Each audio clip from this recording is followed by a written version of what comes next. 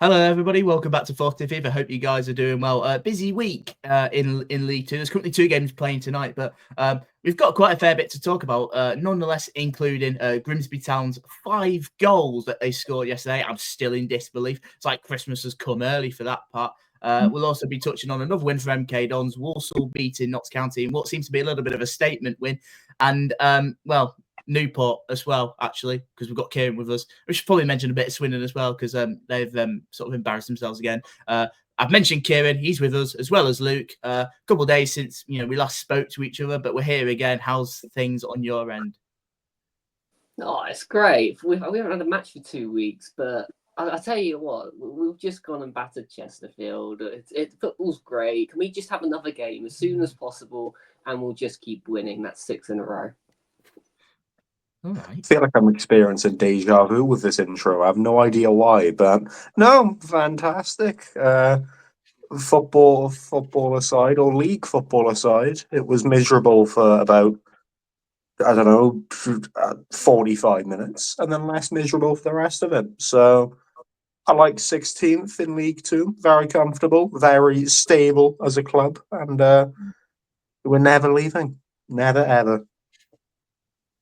I mean, look, it's good for you because you were literally going on about earlier how the fact that the team with the highest number is really the best. So basically, the league table's upside down. So if we're going off that, Swindon are absolutely running away with it, the juggernaut that they are this season. And you just mentioned about the interest of this is our 3rd time recording this. You'll see why eventually why this is the 3rd time. I might even make the same mistake in this one, but you'll know if probably Keiron if he picks it up.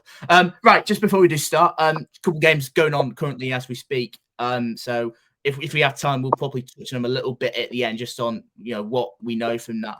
But it's currently Bromley are 1-0 against Gillingham, and Doncaster 3-2 up away at Fleetwood, which moves them into the automatic promotion places. Knocks MK Dons down a place currently, which is all fine and rosy. But we'll start with MK Dons, as Luke mentioned. A 3-0 victory at home against Chesterfield yesterday. I mean, it's fair to say they started in rapid fashion, and it sort of just set the tone a little bit from there. A couple of well-taken goals. Alex Gilby, again, in particular. Lovely finishes there. A couple of chances from Chesterfield from what I saw at the post a couple of times, but what's it, 6 in a row, which you've mentioned for wins? Yeah, Scott Lindsay's working his magic. Oh, yeah, absolutely. And I mean, you could tell we'd had a couple of weeks off because we were well drilled. We were ready for this game. I think if you watch that opening goal back, it'd only take you 12 seconds, but it looked like something off the training ground. It was pass, ball across, a little bit of skill from Pritchard, ball in behind to Hogan, goal. Simple as that, we're ahead. And I mean, to be fair, this game was kind of ruined halfway through the first half because they did get a red card, a second yellow for dissent of all things. So maybe not very smart on their part, but I think we were very professional with our performance. Chesterfield did have chances, to be fair to them. Didn't necessarily take them. They hit the post twice, and Tom McGill saved a one-on-one. He doesn't concede one-on-ones. I'm convinced he does not concede one-on-ones. But no, this was a strong performance from us. No one performed poorly as such. I'm pretty much happy all around, really. They're obviously slightly concerned that they had a couple of major chances, but that's our first clean sheet under Lindsay against a side that's supposed to score a lot of goals. So we'll absolutely take it. Yeah, positives all around. I think just the first goal, it just like sum it out with FIFA, really. The kickoff glitch in real life. They work it so well, to be fair. And it's a really good ball in as well. And it was Scott Hogan there to tap in as well. I really wanted to touch on, obviously, Gilby got a brace, keeping up his fine goal scoring form as he is. For the second one in particular, another assist for Aaron Namane. I mean, look, I went on, the MK, some MK Dons podcast a couple of weeks ago when we played him, and I was clearly saying I think Aaron Namane is the player to watch. And at the minute, it looks like he's really doing it. That's his 7th assist for the season, but another 2 goals for Alex Gilby, 2 well-taken finishes as well. Oh, yeah, absolutely. And, I mean, he's up to joint second top scorer in the division as a midfielder. That is outstanding. and he scored 6 in the last 5 games, 1 in every single game, and then obviously 2 against Chesterfield. And while you bring up the main top assist in the division, so we've got goals. We've got goals in us. It's just whether we can keep them out at the other end that's the problem, really.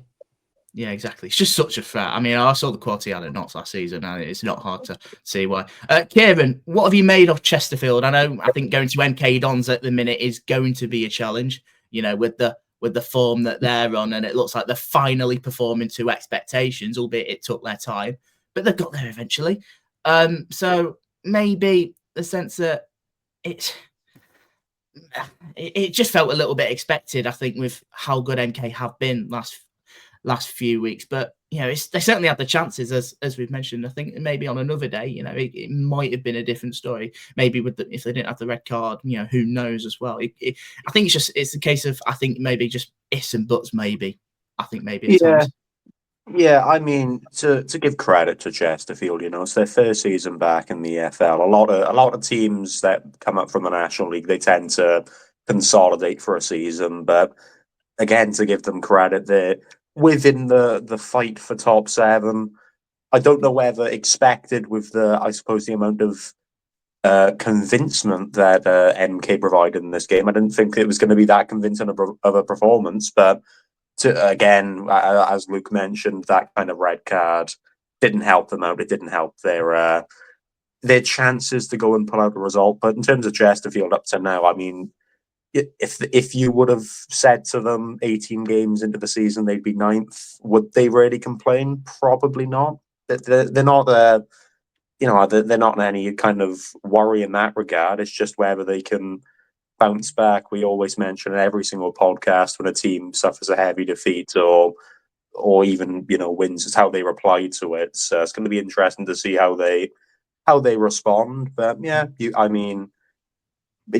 like you mentioned, going to MK is going to be very difficult, probably from now up until the end of the season, as it is. And I'm giving credit to MK, and Luke's getting a smile, so I'm going to take that comment and reside it into a back pocket for nobody to ever mention again. But yeah, in terms of Chesterfield, don't think they can complain too much. But to get top 7, maybe it's just keep that disciplinary record intact. Don't make any silly decisions that will get you players sent off. Yeah, maybe. I think, they have the quality. I mean, it's clear they can score goals. I've noticed it was Darren Oldacre who got red carded. He got sent off against us, actually, this season. So another red card for him. But, yeah, I don't think any side really want to play MK Dons at the minute. They've just found their rhythm, haven't they? And, yeah, I guess it certainly looks like at them, they draw a lot of games. I think, there's been times in which they probably have deserved more. There's been times where they haven't. They've conceded a fair few. Another 3-goal ship yesterday. There's that element to it. I'll be curious to see what they do in January, because I don't think they'll rest on it. I think they'll want to give it a go, because a playoff charge is certainly not out of the reach, and they're certainly well in it. We'll just have to see what happens, I guess. But not really much more to work for them. Maybe just a tad bit. I may have expected a little bit more from them, if I'm going to be honest. But I think, for them being in the first season back, I don't think, it's not the end of the world. I personally think, they've got good foundations to build off. I thought Fleetwood have equalised them, but they didn't. It's just been ruled out on flash score. Flash score really weird for stuff like that.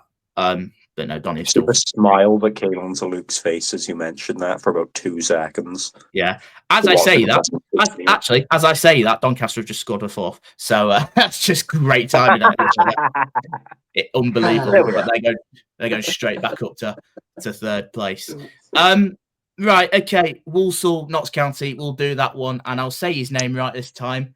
Taylor Allen. Yes. He opened the scoring from a corner. Look, it just seemed like it just felt like a bit of a statement win. 2 sides that are sort of in and around each other.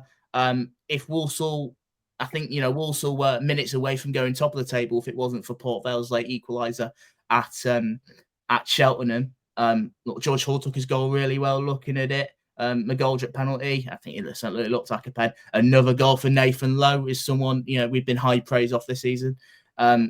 I mean, look, Jack Hinchley's goal was probably decent at the end, just came too little too late, but it just seems like a very statement result, and you can probably imagine it's a good time to be a Walsall fan at the minute. Oh yeah, absolutely. And I mean, this was an open, free-flowing game. There was a lot of excitement, a lot of chances, but Walsall had a certain quality to them that allowed them to sort of pull off the result. And I mean, that corner, you put it in the right area, there's always a chance, and Taylor Allen's done exactly that. And reaps the rewards of it. But I do actually want to highlight the third goal they scored. They managed to force a clearance from Knotts, win that second ball, and within about 3 passes, very, very clean, very efficient goal. Simple as that.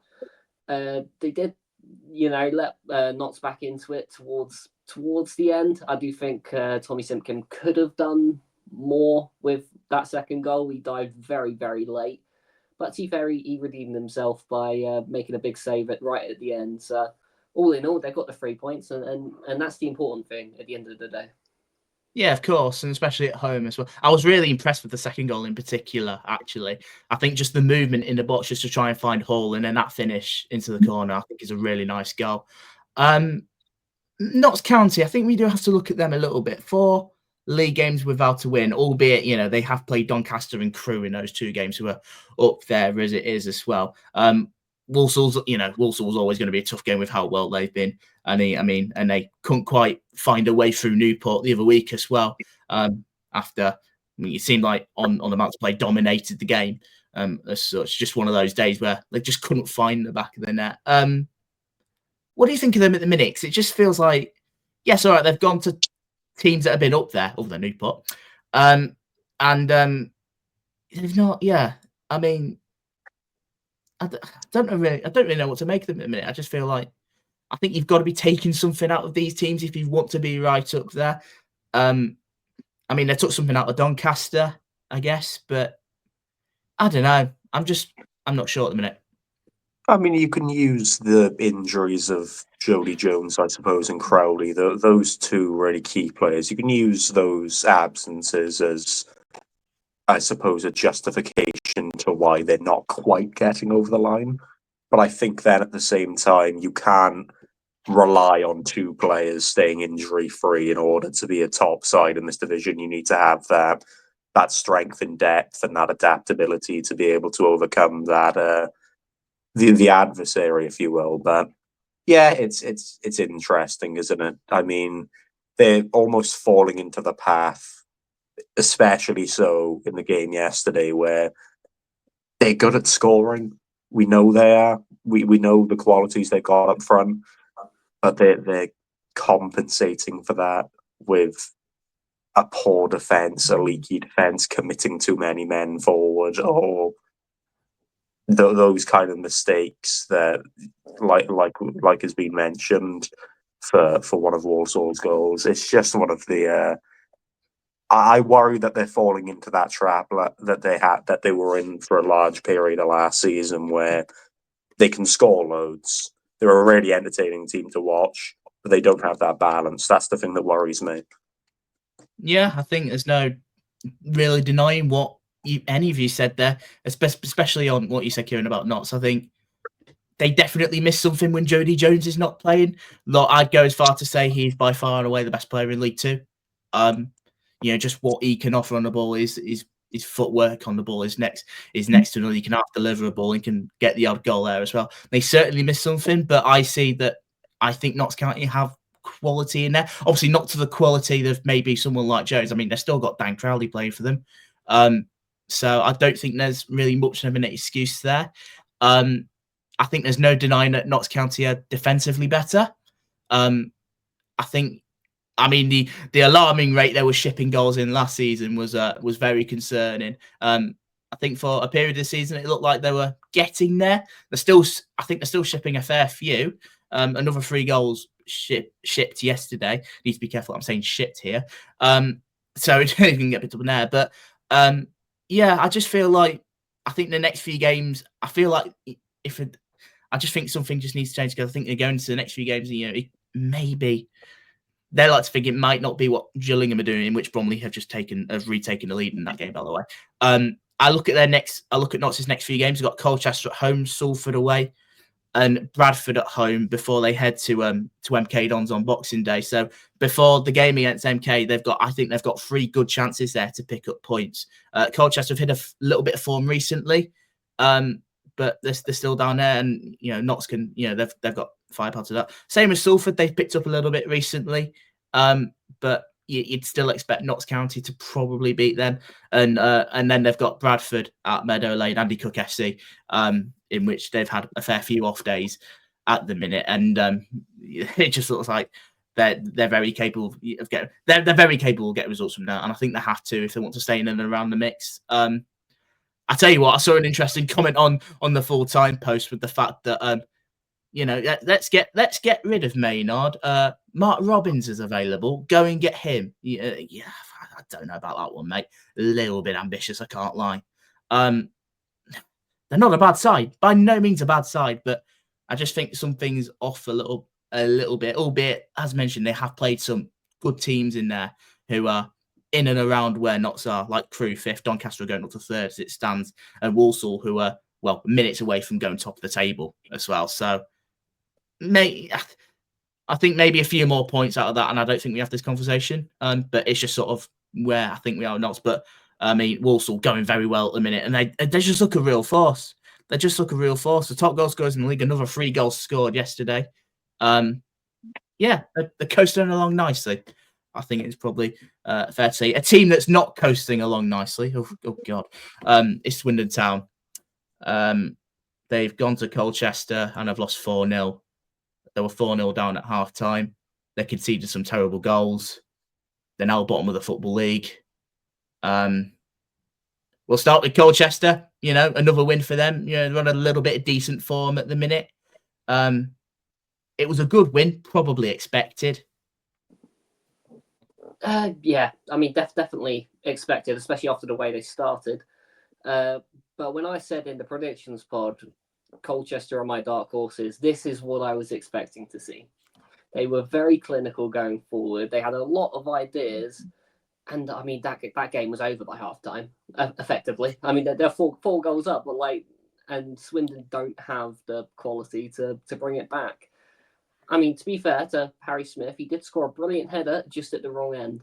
So there's something. They're finding new embarrassing ways to lose games, but. To be fair to Colchester, they saw that Swindon were there for the taking, and they did absolutely take them. To be fair, didn't adjust. I think albeit I think you look at it. I mean, obviously Swindon bottom of the league, really struggling at the minute, but I just think you need that one result. I think to really, I say sort of kickstart the season. I don't think that's the right saying, but sort of get the season in gears. And who knows? That maybe could be it for Colchester. Like I said, they've had a couple of decent results recently. I mean, they beat us, but I think there's a lot to like about this Colchester squad. Actually, I think the link up between Tavide and Taylor. I really like Samson Tavide. By the way, he looks like a real good player, really young as well, and he's everything you want in a striker: pace, powerful, can find the back of the net. That midfielder that they've got from Forest, I saw like a highlight package of some of his challenges. I can't remember his name at the top of my head, but he's been superb for them, and yesterday proved it. I mean, look, some of the other quality as well. Jack Payne in there as well. Look, we said at the start. We said at the start of the season. On paper they're a really good side. It's just for one reason or another, it's not clicked. I think the way many people expected it to. I feel like we're starting to see that a little bit, and. They'll full deserving of victory. And as you say, the game was done by halftime. And that leads me to Swindon. I've talked to death about Swindon. I just feel like I'm going around in circles speaking stuff about them. I don't think Holloway's improved him. In fact, I think he's made him even worse. I'm not just saying this because I'm obviously not the biggest fan of Holloway. I genuinely do believe that. I think you maybe look at it. I think the fact that they had that FA Cup game the other day at 120 minutes plus penalties. I think there's maybe reasons to believe that they could be knackered, but some of the goals they conceded yesterday, that second goal, it just sums them up brilliantly. If I'm going to be honest, I mean, they've just been embarrassing, and I just really feel for the fans at this stage. It's getting to such levels in which I don't know how they get out of it. If you trust in Holloway with what you do in January, if you've even got any funds in January, I think that's already a big red flag. As much as maybe the lack of staff that they've got doing that as well. But what I've also noticed, I've seen the other teams around them, albeit I think the likes of Morecambe, Carlisle, Accrington are proving that they can get results. I think in Morecambe and Carlisle's case in particular, they are getting results, albeit they're not really winning at the minute. And winning is really key, but they're starting to get some results, so somewhat try and get their way out of it. I don't see that with Swindon. I don't know how they're going to do it. We know their issues. We know their issues, and there's a lot of them, from players to the management team to obviously board level with the protests planned.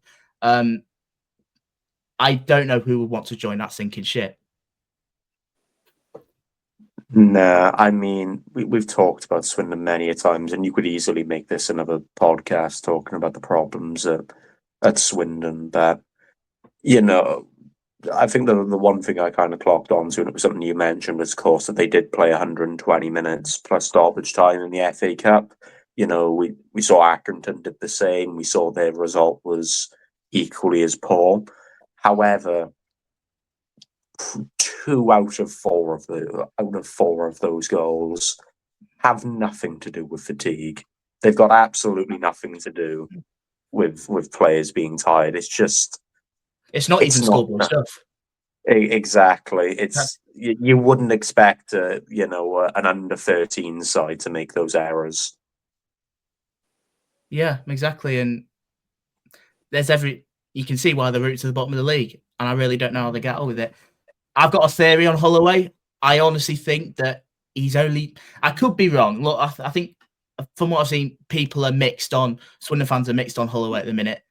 I said all along, I don't think he's there for the sake of the club. I think he's there just to get his 1,000th game in management, and I will not be surprised if he walks. I think maybe some feel sympathy for him because he has joined Swindon, a club that are only going one way, but that's the impression I get of him, if I'm going to be perfectly honest. And I really hope that's not true.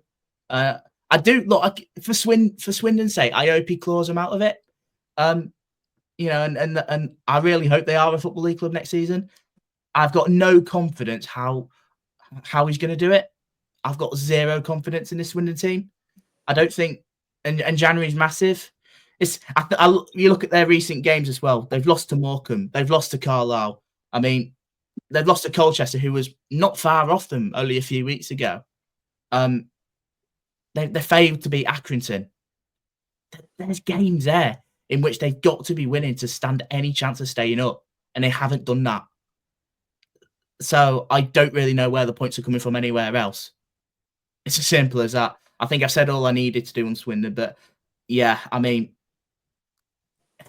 no way putting it other than embarrassing. That's what Holloway nailed it. He called it gutless, and it certainly seemed that. They just look so poor, and there's another indication for that. A team that looks so poor, somewhat in a similar boat to Swindon, with the fact that they played 120 minutes in the FA Cup plus pens, as Keiron mentioned. Accrington Stanley, they got their, they got battered at Grimsby 5-2. I've seen us score 5 at home. What is this universe? We were 4-0 up in half an hour. What?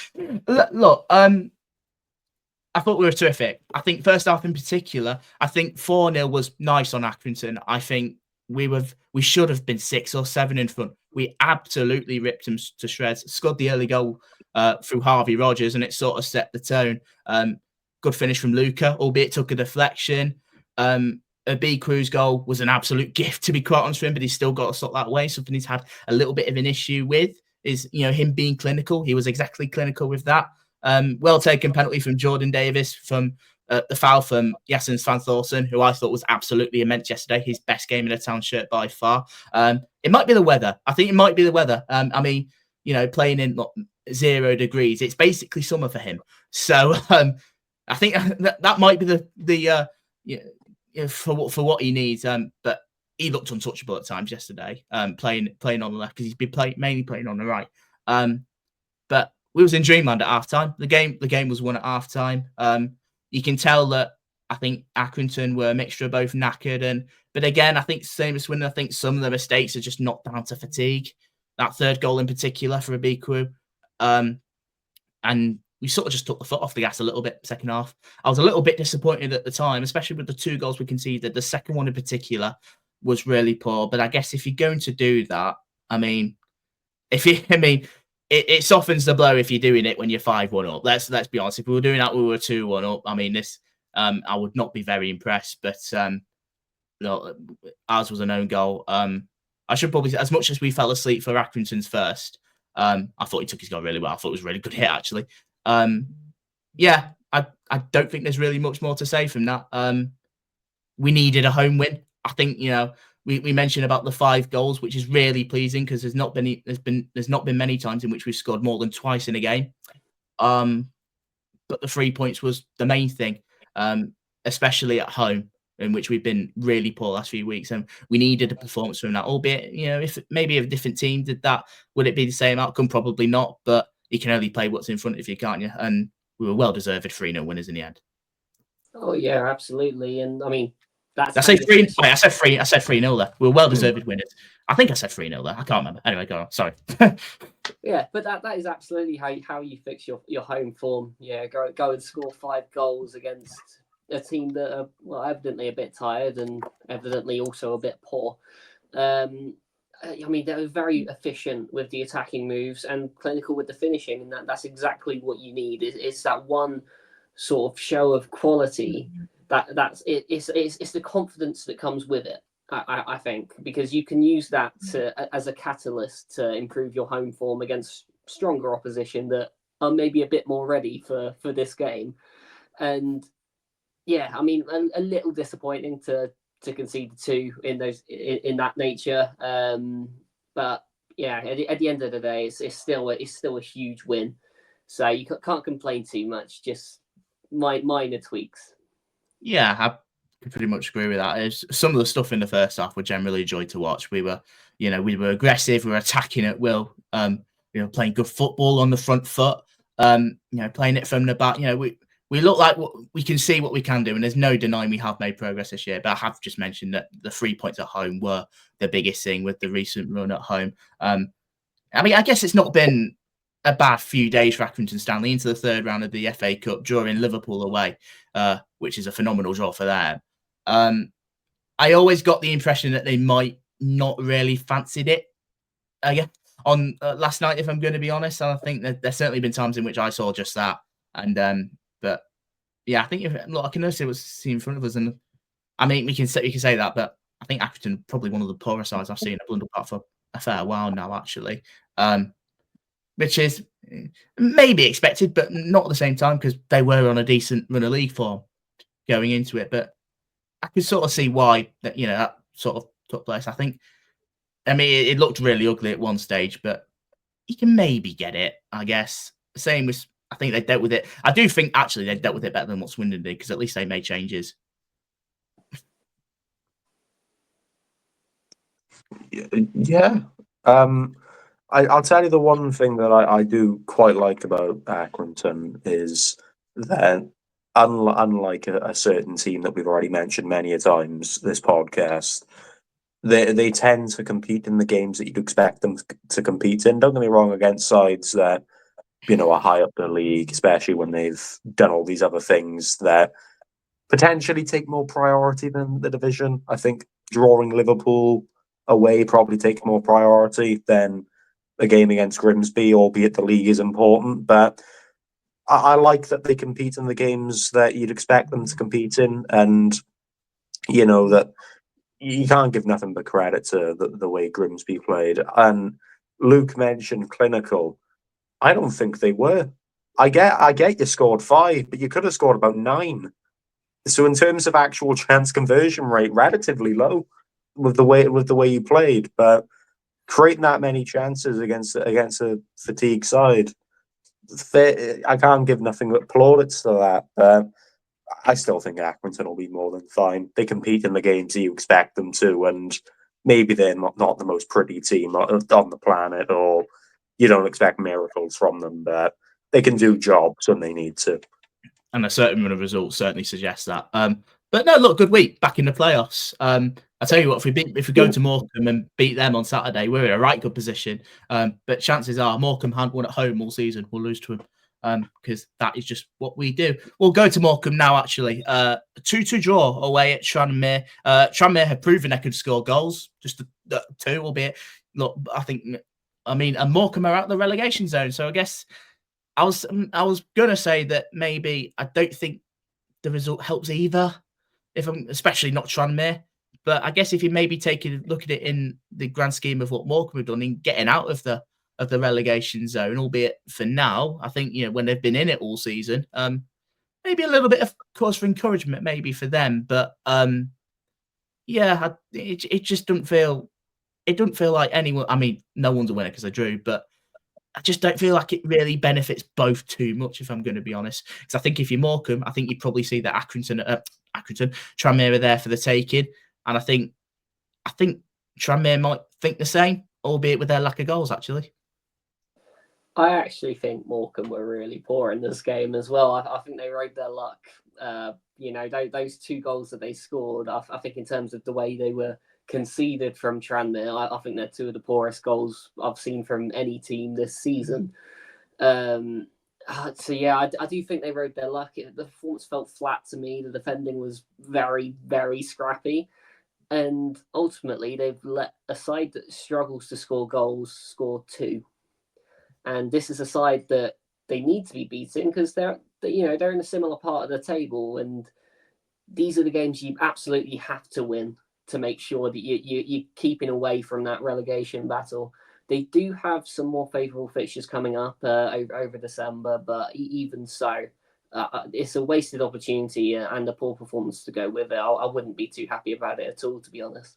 Yeah, you're just looking at it just from a table perspective, and you do think. I just get the sense that both teams were there for the taking, and both will probably feel exactly the same. It was an I mean, look, we've discussed how poor, especially Tranmere, have been last few weeks. I mean, we haven't got Jack with us, but we were speaking to him about it. He was going on, at the start of the day, how sort of a big game it felt like for Tranmere. For where they are at the minute, and how poorly they have been on the pitch, and so much for their lack of goals. And they need to be careful. They need to be really careful at the minute. I don't really know much what more you want me to say, to be honest, with them, because they lack quality and they're starting to ship a few goals as well.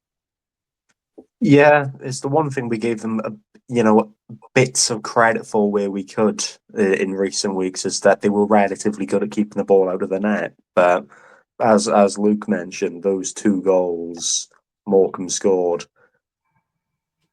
bit lucky, let's put it that way. It's not down to a brilliantly worked team effort goal, but as you both mentioned, I think both teams will be disheartened by it, because that game kind of reflected the table position of both of them and kind of where you expect them to be, unless major things turn around. And again, Morecambe will probably be the happier of the 2. All the things they're going through, they're out they're out of the relegation zone.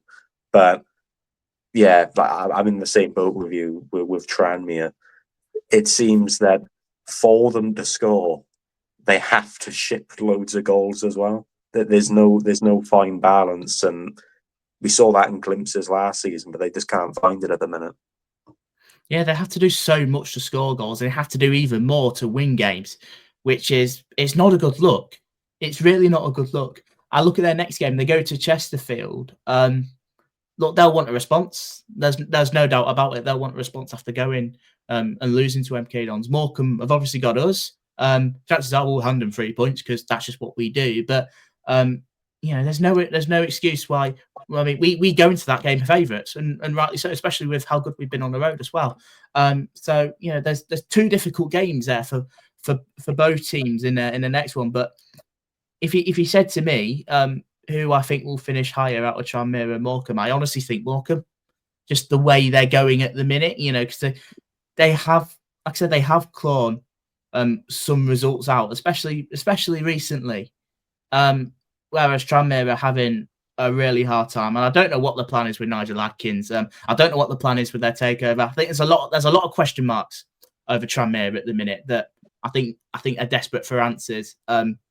Especially, well, I mean, on the pitch, they've just been below standard, and not what was really expected at the start of the season because of how much of a decent job they did last year, albeit you maybe say they were carried by Rob Actor. I think we've mentioned this a few times now, but they simply haven't replaced him, and or much more quality. And I mean, you look at it in Patrick, but he probably can't last the whole games. I guess Connor Jennings has goals here and there, but maybe not a lot. But it's the players that need to create them as well, and they're doing nowhere near enough. And some of the goals in that game looked a bit. As you probably expect for both teams that are struggling, to be honest. So they're both down there, and they're both down there for a reason. They look two real poor sides.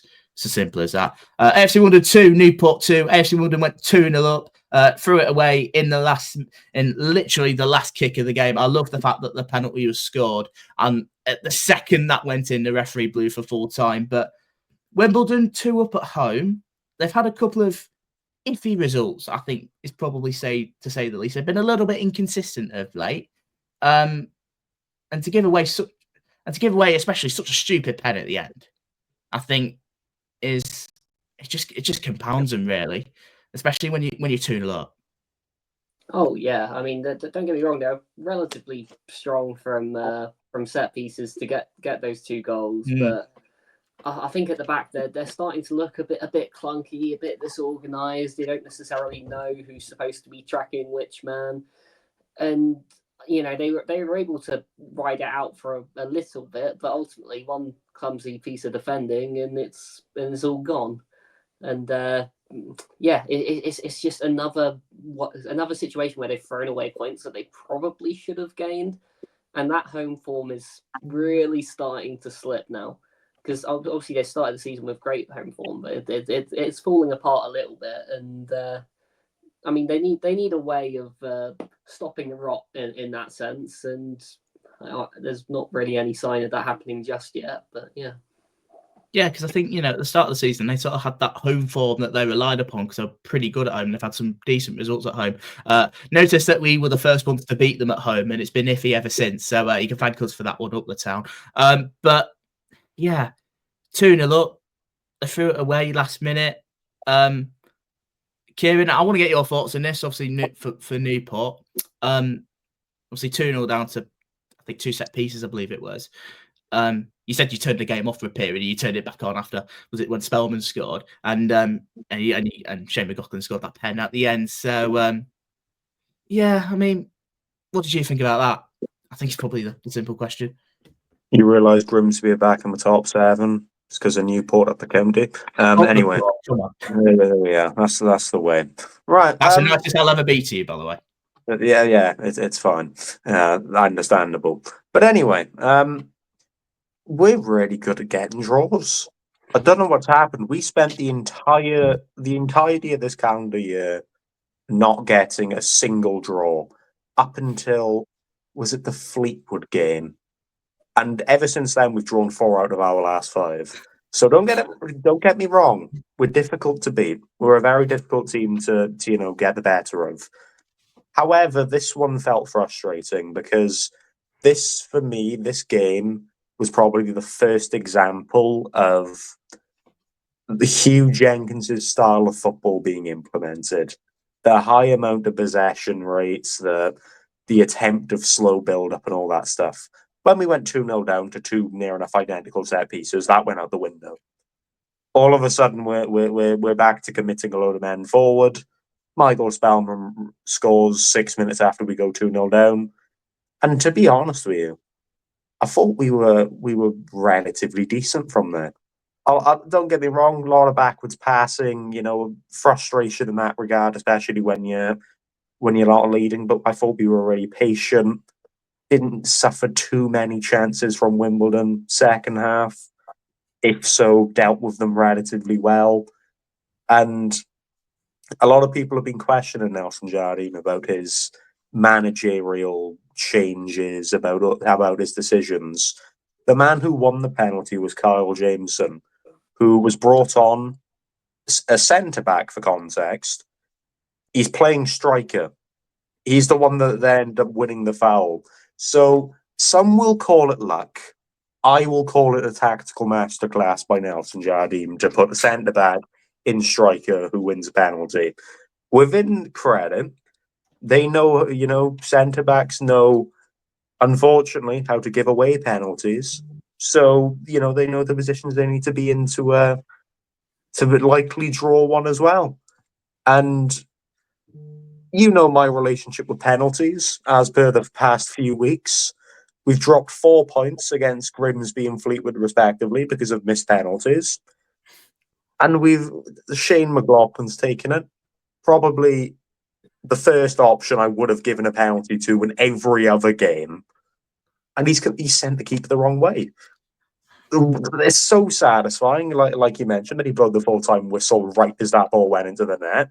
And the players were able to walk over and celebrate with the fans. But no, in terms of the actual game, I personally feel we threw it away. Just because the set pieces, they're so scrappy. And I thought from there, we didn't suffer too much.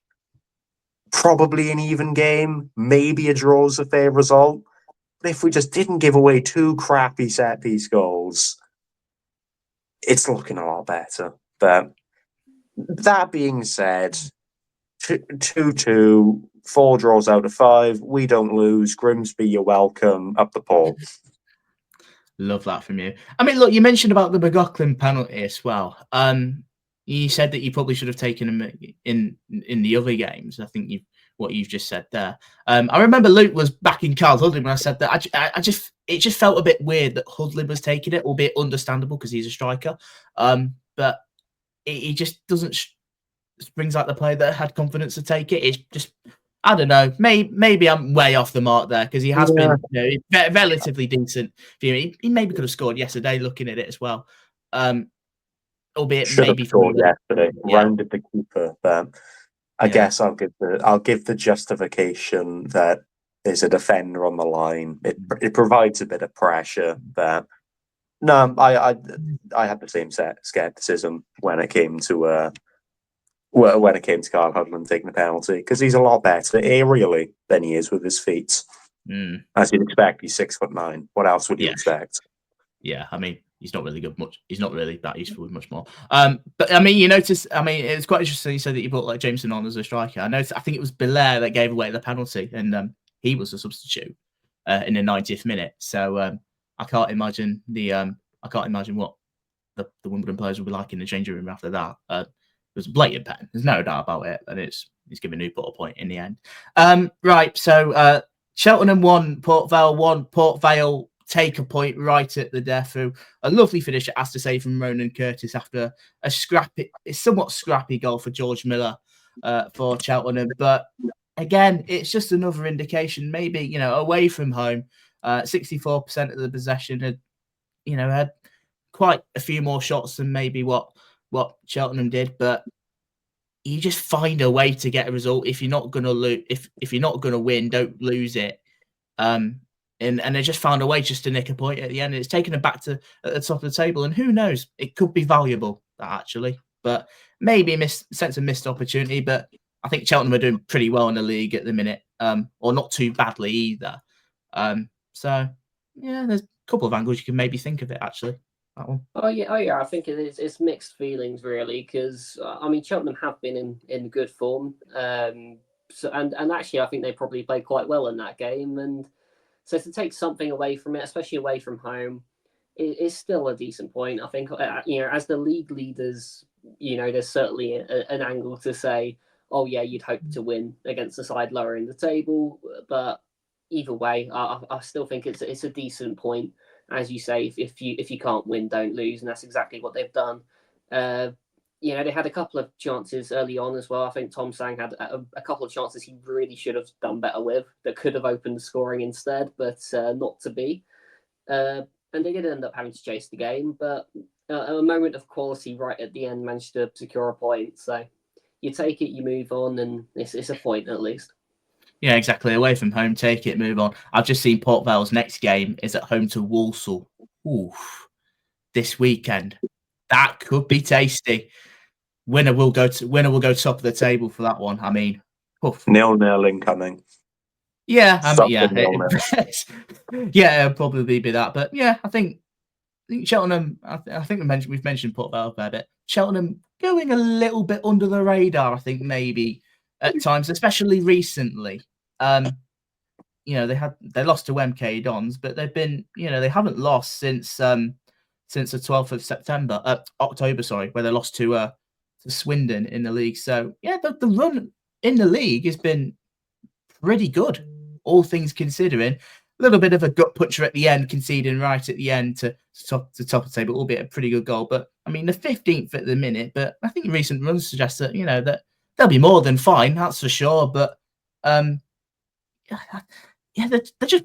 I think they're just going quietly, just going under the radar. So it's probably because they're not higher in the table, perhaps. I mean, when you looked at Cheltenham, all the change they had over the summer, would they complain with mid-table security? In the first season back, under a new manager and all this other stuff, probably not. There were causes of concern at the start of the season, probably expected with the amount of rotation and the amount of change. But like you mentioned, in recent weeks, they've done really well. They're a tough side to actually play. You don't want to play Cheltenham. That in the reality, in the grand scheme of things. That's a really good point, albeit you could potentially argue they deserve to win that game.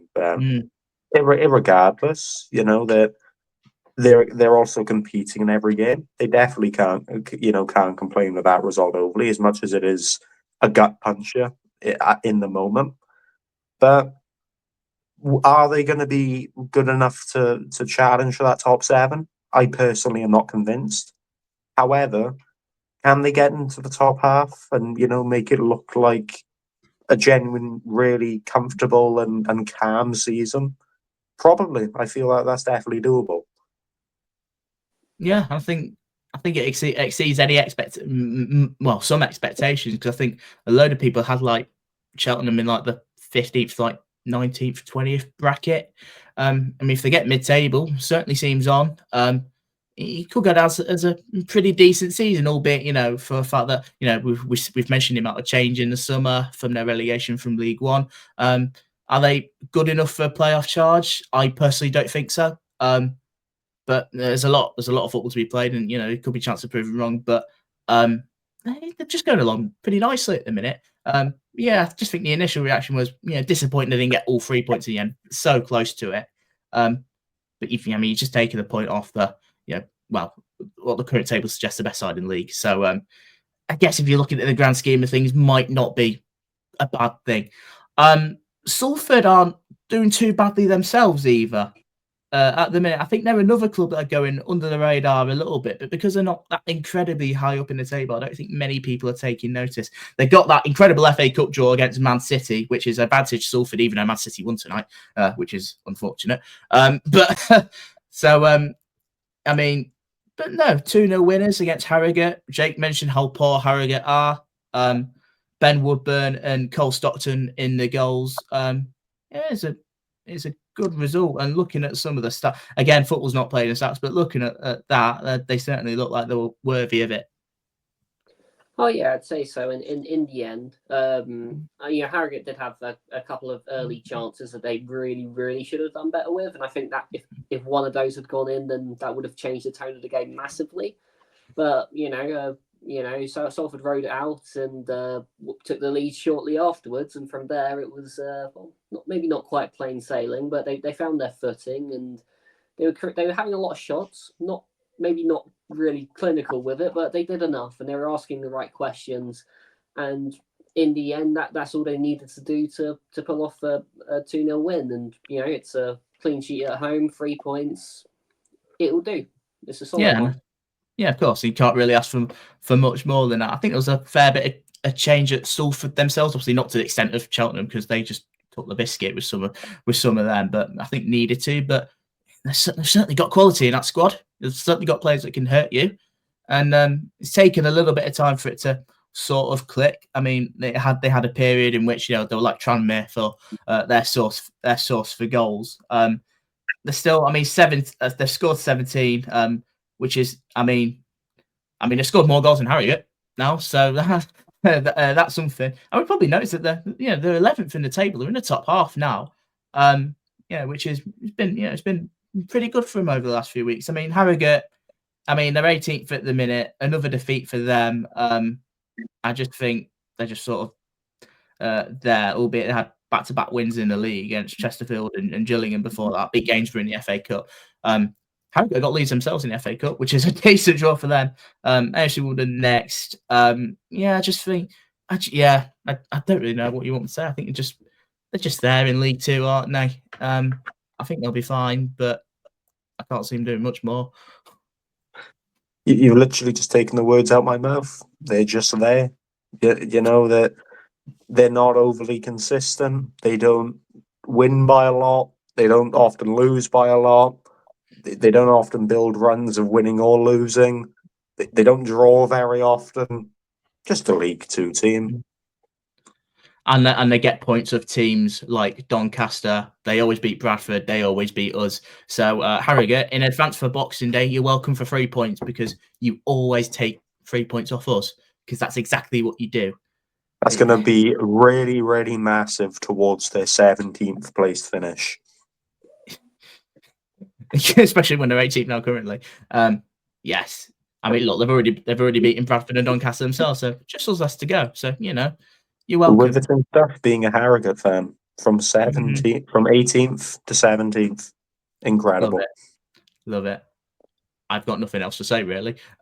So we'll look to the last game that was played yesterday. Bradford won, Barrow won. Barrow took the lead through Robbie Gotts, and Andy Cook FC got the equaliser through Andy Cook with about 10 minutes left. I don't think it's a result for. I think both teams have been on pretty shoddy runs at the minute. I don't think a draw does any good for either team.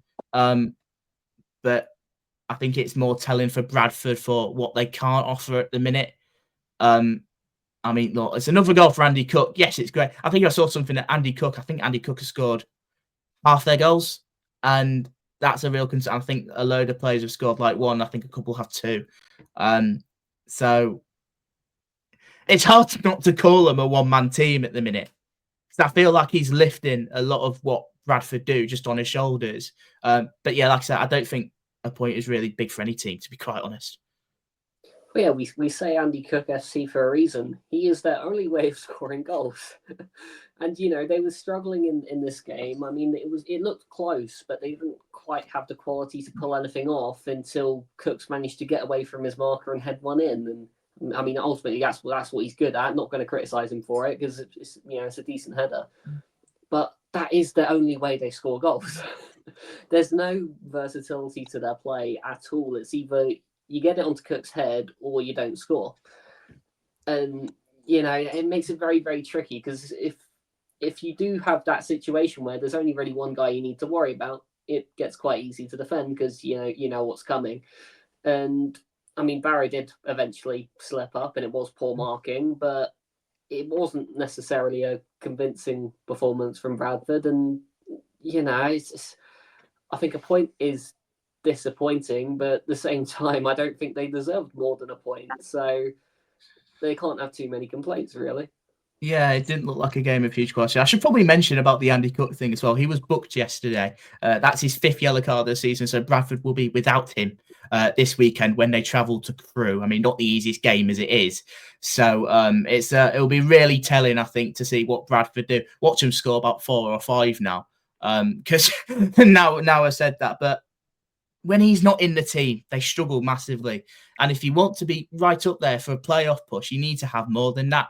And I just don't think Bradford have a hell of a lot of quality as it is either. They've got one or two that could cause problems. I like Bobby Poynton. Alex Patterson can do stuff if he can stay fit. But there's not really much plays there with that sort of like the wow factor. We know what Cook's job is, and he's very good at doing it. He's easily one of the best strikers in the league. But that look, I think they're 5 without a win now, Bradford. I think the pressure's starting to mount a little bit, and it'll be Graham Alexandra that'll be on the end of it without a doubt. But I think there's a little bit more to that, but they have to go improve on Saturday, that they can do it without Andy Cook. And albeit, against Crewe side, who are very good, I've got zero confidence that they will do it. I don't think you have a reason to have confidence. Luke mentioned it perfectly. They're not versatile enough to play without Andy Cook. He is 95% of their goals.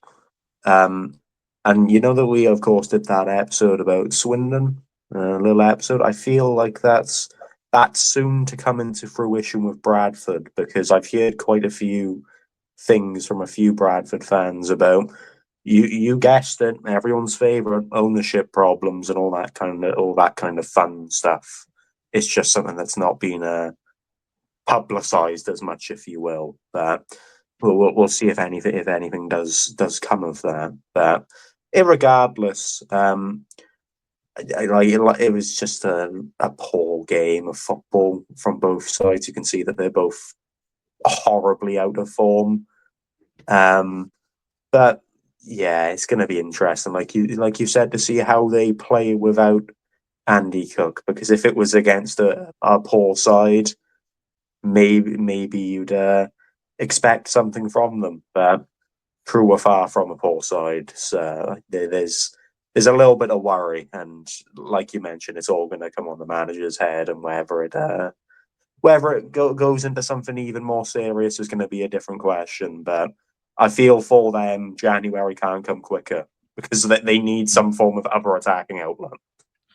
Yeah, I agree. Very quickly before we wrap up, Barrow, I think, I've only won 1 of the last 10. Pressure on Stephen Clements? Yeah, I'd say so at this point. I mean, it was a relatively flat performance there as well. It was a chance, because, like I said, Bradford only had that one way of scoring. And, I mean, they did put up a bit of a fight, and it was lovely movement for the goal they did score, but they then let themselves down by, doing by not marking Andy Cook, which is the one thing you should be doing when you're playing Bradford. And I don't want to criticise them too much, because we're about to play them, so I'm staying quiet for now. Keep quiet until after we play them. Fantastic. I think there's got to be pressure. I think they've shot down the league like a stone these last few weeks with some really poor results in there. Bradford were there for the taking. They're on a bit of a rut pour from themselves. I think they're probably a couple of defeats, maybe. The thinking about the table, but I think you maybe suggest it. I think for a club like Barrow, maybe there's a sense of overachievement from there because of what Barrow are. But I think there was certainly a chance that they could have done something at Barrow, and they just haven't capitalised on it. It's as simple as that. I'll just run through the games just real quickly, just before we wrap up, because obviously we was in the middle of 2 games being played. Bromley beat Gillingham by 2-1, which is a big result for them. Is more concerns for Gillingham on that part. And Doncaster Rovers 4-2 winners at Fleetwood, which has moved them back up to 3rd. It's moved MK Dons down a place to 4th. So Luke's going to be crying. So Luke's going to be crying in his sleep tonight. But although MK have a game in hand, so yeah. But yeah, that's pretty much where we'll go this week. We'll just leave it there. We won't talk about them too. But yeah, really good with midweek. Load of action, load of fun. Thank you guys for listening. As always, make sure you like, subscribe if you're on YouTube. Make sure you download podcasts wherever you get your podcasts from. We'll be back at the weekend to talk about, a Morecambe win. I've mentioned it about 5 times already in this podcast, but and just remember to always separate your Taylor Allens from your Tom Allens. You'll get soon why I say that. But thank you guys for listening. We'll see you in the next podcast. Take care for now.